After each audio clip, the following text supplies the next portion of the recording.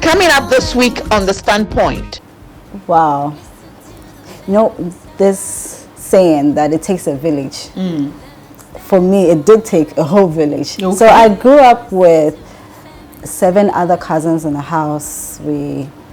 Wow, this takes me back. Before joining them, I used to sell banco and tilapia at 37. Now, the moment I switched, the hustle is real. The hustle is real. In Ghana, most times when you don't do well in school, you say, go and learn technical skills. And that one is for boys. And it's for boys. So I felt we had to make a change. I wanted to push and change the narrative.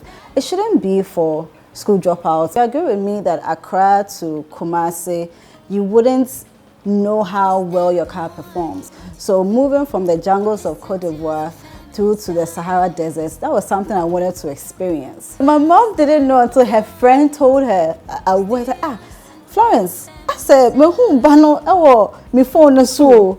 Then like, I'm Papa, no. Then she called me, she was screaming, hey, she said, me bagana, me do a potamimbo Diana.